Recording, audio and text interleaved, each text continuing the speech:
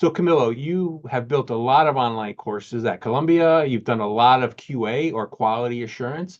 I think there's a lot of people in my audience, many coming up that might want to do this. So can you tell us a little bit about how do you ensure that the course content aligns with the learning objectives and how does it meet industry standards? What do you do to ensure that? Yeah, I think a lot of organizations and industries, they all have their own way or their own criteria of how to do alignment, right? Mhm. Um, and then as individual instructional designers, we all have our own kind of methods that we go to. But I always stick to, I feel like simplicity is the best way to go about things. Mhm. Uh, when we get caught up in industry standards and stuff like that, it's easy to get lost in the jargon of ed tech and ID, right? And Right. I think when it comes to alignment, simplicity is best. So, what do I mean by that? Example: if I'm going through a list of learning objectives, let's say for a module, and the objectives are asking you to apply, design, create, right? I'm looking into the course assignments to make sure that designing, application, and creation are happening, as opposed to an assignment that might ask you to, identify when there's no identify objective in that module and things like that, right? So those are kind of like simple cues that I look for, right? Where it's like, that there's no assignment really asking students to do this, or there's no real resource diving into what students are being asked to do.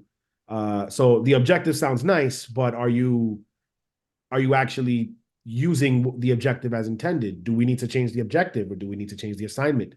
Those are small indicators where I see that I'm like, all right, alignment might be missing in this course. I might need to, connect with people to kind of adjust this. I think that's really great advice because I think there might be a lot of new instructional designers coming up that might feel like they have to simply deal with the learning objectives and assignments that they're given by the instructor. And I think what you're saying is, no, no, there's some room here for me to do my due diligence and looking at the course. When I see gaps, I am going to go back and talk to the instructor or the program director about this and maybe have a conversation and get this closer. I'm not just going to build the course if I see that there's misalignment. Is that fair to say? I would say that that's definitely fair to say, especially when you're new to any new instructional designers out there, right?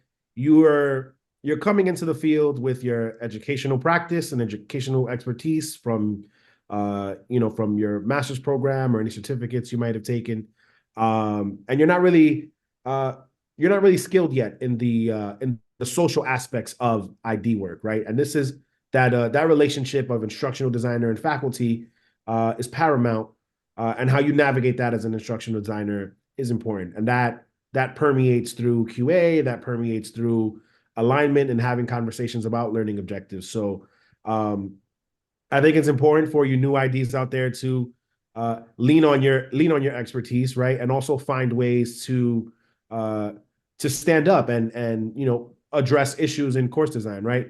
Ultimately, you're working together with your institution to put forth a great product for students that pay a lot of money for education, right? And I think when you approach it in that vein, I think we all share that common ground in the educational space.